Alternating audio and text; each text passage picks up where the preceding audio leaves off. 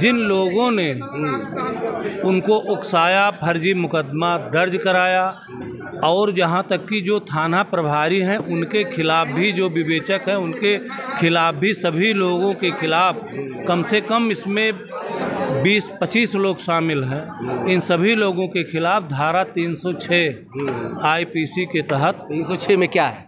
आत्महत्या के लिए प्रेरित करना है क्या कि प्रधान के ऊपर उसको तत्काल गिरफ्तार करके उसके ऊपर भी केस दर्ज करके उसको जेल भेजना चाहिए। हमारे तो यही नहीं समझ में आ रहा है कि हमारे यहाँ की उत्तर प्रदेश पुलिस जो इनकाउंटर स्पेशलिस्ट है वो एक ठो ग्राम प्रधान को नहीं खोज पा रही है, और जिसके ऊपर 25,000 का इनाम है।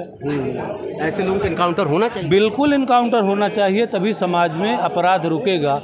कौशाम्बी जिले की घटना ने सबको विदीर्ण कर दिया।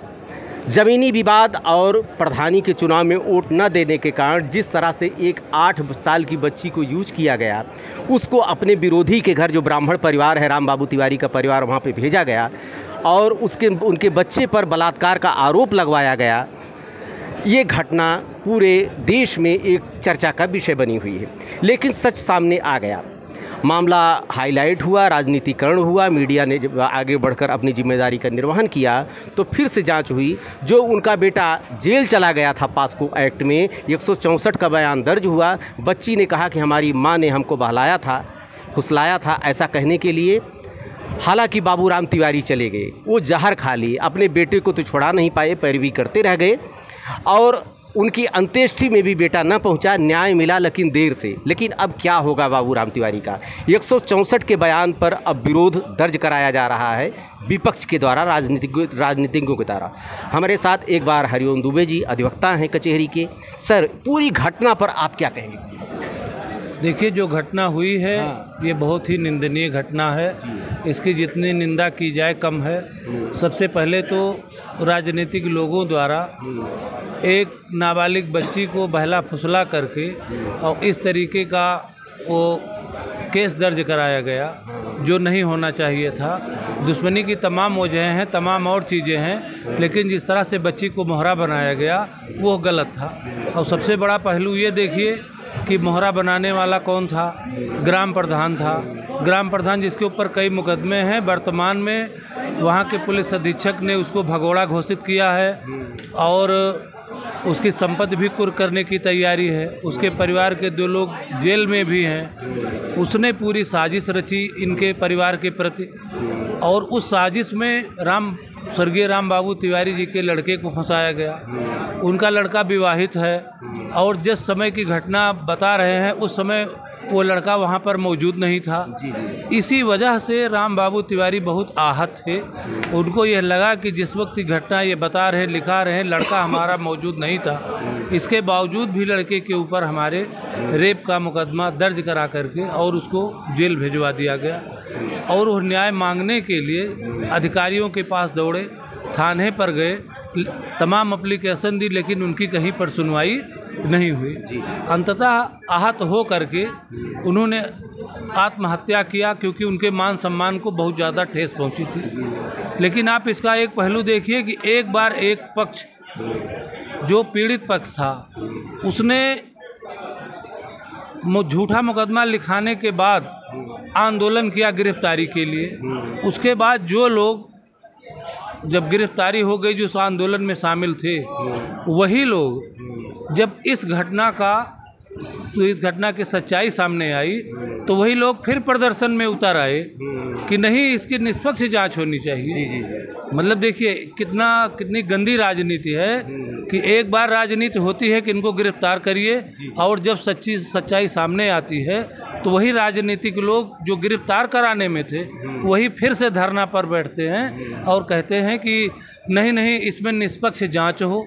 और जब निष्पक्ष जांच होती है तो सारी चीज़ें खुलकर सामने आ जाती हैं। लेकिन इसमें अगर देखा जाए तो कहीं ना कहीं सारा दोष वहाँ के जो पुलिस अधिकारी हैं थाने के, सब उन्हीं का है, जो जांच अधिकारी। 164 का बयान जो बच्ची ने दर्ज कराया है उस पर प्रश्न चिन्ह लगाया जा रहा है कि बच्ची से दबाव बनाकर अंग्रेजी में बोला जज ने, बच्ची समझ नहीं पाई, अंग्रेजी में बयान दर्ज कराया गया।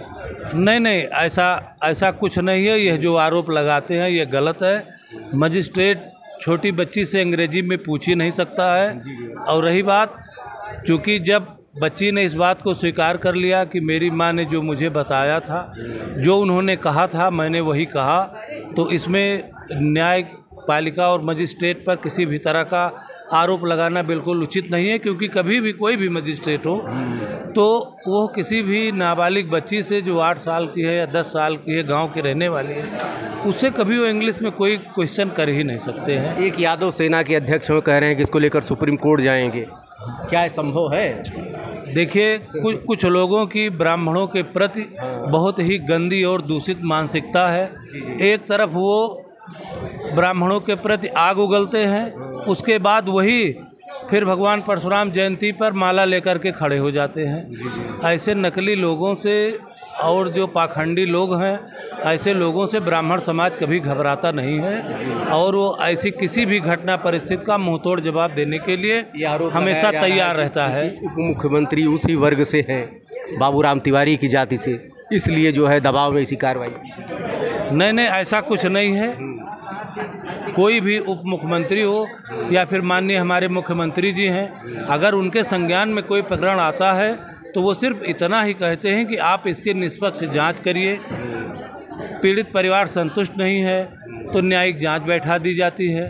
कभी भी कोई शासन में बैठे हमारे चाहे माननीय उप मुख्यमंत्री जी हों या मुख्यमंत्री जी हों, कभी वो ये नहीं कहते कि नहीं आप इनको हटाकर इनको फंसा दीजिए या इनको दोष मुक्त करा दीजिए। ऐसा कहीं कुछ नहीं होता है।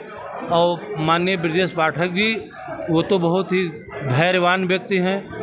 कोई भी प्रकरण आता है, हम उनके संज्ञान में आता है तो निश्चित रूप से वो उसके लिए। बाबूराम तिवारी ने आत्महत्या कर लिया, 160 नोट्स लिखा जिसमें प्रधान को जिम्मेदार ठहराया, पुलिस को जिम्मेदार ठहराया।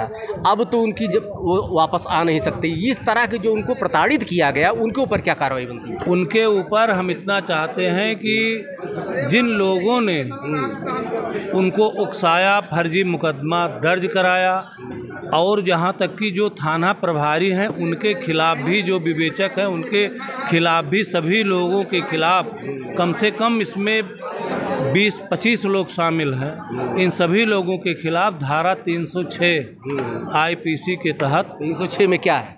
आत्महत्या के लिए प्रेरित करना।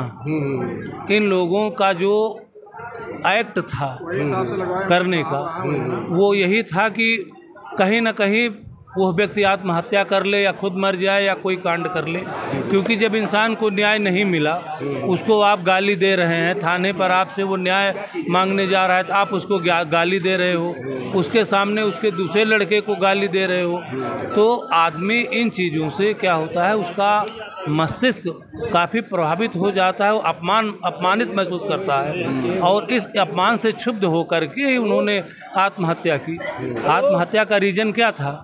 आत्महत्या का रीज़न सिर्फ यही था कि इन लोगों ने यह जानते हुए भी कि वह निर्दोष है, फिर भी इन लोगों ने झूठा मुकदमा दर्ज किया, बिना किसी जांच के, बिना किसी प्रूफ के आपने उसको जेल में भेज दिया। तो ये सारी चीज़ें ये बताती हैं कि प्रधान के ऊपर, देखिए आपने पुलिस प्रशासन की बात की, प्रधान जो 25,000 का इनामी है, जिस पर इनाम घोषित कर दिया भगोड़ा पुलिस ने, उसके ऊपर क्या कार्रवाई बनी? उसको तत्काल गिरफ्तार करके उसके ऊपर भी केस दर्ज करके उसको जेल भेजना चाहिए। हमारे तो यही नहीं समझ में आ रहा है कि हमारे यहाँ की उत्तर प्रदेश पुलिस जो इनकाउंटर स्पेशलिस्ट है, वो एक ठो ग्राम प्रधान को नहीं खोज पा रही है और जिसके ऊपर 25,000 का इनाम है। ऐसे लोगों का इनकाउंटर होना चाहिए। बिल्कुल इनकाउंटर होना चाहिए, तभी समाज में अपराध रुकेगा। आपके ऊपर 10-10 मुकदमे हैं, आप ग्राम प्रधान निर्वाचित हैं, आप जनता को परेशान कर रहे हैं, आप पता नहीं कितने लोगों का राशन खाए होंगे, कितनी ज़मीन कब्जा किए होंगे, तो सारी जांच ये होनी चाहिए। तो अब प्रशासन भगोड़ा, मतलब आप सोचिए कि वो ग्राम प्रधान कितना दबंग है कि गिरफ्तारी वारंट पर उसको थाने की पुलिस अभी तक गिरफ्तार नहीं कर पाई। आप उसकी दबंगई देखिए कि वो कितना बड़ा माफिया है कि आप उसको अभी तक गिरफ्तार नहीं कर पाए, इतनी दिन बाद उसका गिरफ्तारी वारंट चल रहा है। कहीं संरक्षण मिल रहा है, यही चीज़ तो है। तो संरक्षण कौन दे रहा है? संरक्षण पुलिस वाले दे रहे हैं, जो वहाँ के नेता हैं, स्थानीय लोकल नेता हैं, वो दे रहे हैं। इसी चीज़ को माननीय मुख्यमंत्री जी को ध्यान देना चाहिए और अगर ये तत्काल इसकी गिरफ्तारी होनी चाहिए, मिल जाए तो ठीक है, न मिले तो सीधा इनकाउंटर करना चाहिए, ताकि भविष्य में लोगों को यह सबक मिले कि किसी के खिलाफ इस तरीके का झूठा मुकदमा नहीं लिखाना चाहिए। आप हैं श्री हरिओम दुबे जी, आपका कहना है कि अभी तो पर्दा उठना बाकी है, अभी तो वो आरोपी जो हैं जिनों की प्रताड़ना से बाबूराम तिवारी ने आत्महत्या किया, उन पर अभी कार्रवाई होनी बाकी है। देखते रहिए अयोध्या दर्पण। ढेर सारी शुभकामनाएं, धन्यवाद।